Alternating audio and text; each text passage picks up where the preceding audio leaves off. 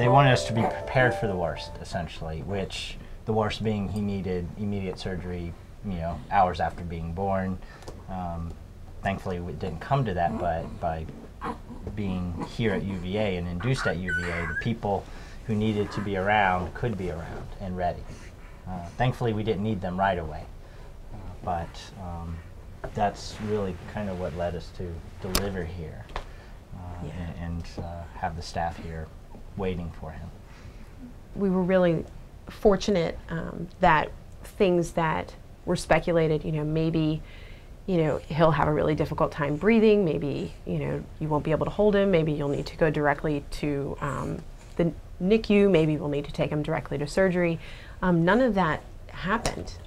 He was born and he was pink and crying and regular size, so they bundled him up and gave him to us. It was much less scary than I think we thought.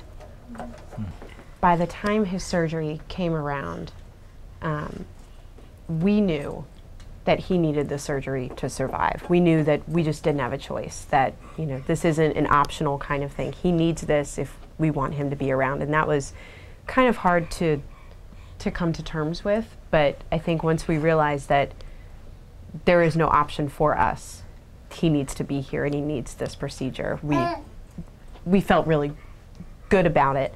We came to understand that they had a very good way of dealing with these, baby heart problems, so newborn heart problems, and it's not just the surgeon, it's the team that deals with all the aftercare and the pre-care.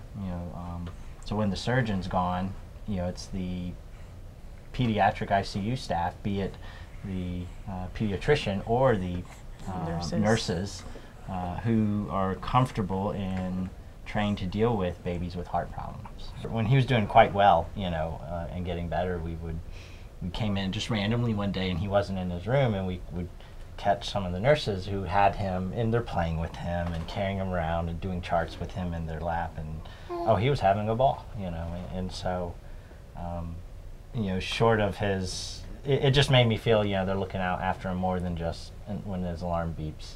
They're looking after for his well-being and making sure he is warm and has the right clothes and he's clean and he's dry, and if his feet cold, they had something on, and Rocco loved to pull his tubes out all the time, and so they had people who they knew could get him back in, and they knew exactly who to call rather than poking him 100 times. Yeah. Well, they all knew who we were too, which made a big difference. And Rocco was in the hospital for a little better, or just around 6 weeks after he was born, and I was here every day with him. He's the first baby, and the nurses did a really great job of kind of letting me be a mom.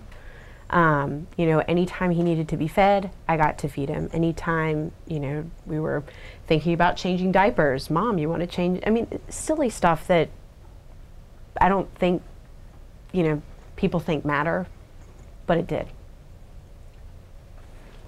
We had this continuity of people who saw him for his first surgery, and then when we came back for the second surgery, they were still around and found their way to us, even though they may have not even been assigned to our floor.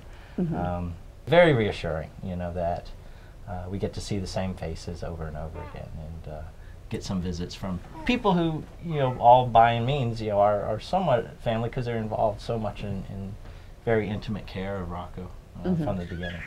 Yeah. My name is Lisa Dyer. My name is John Dyer. And this is our son Rocco Dyer, and he is a UVA patient. And we are thankful UVA staff have dedication beyond measure.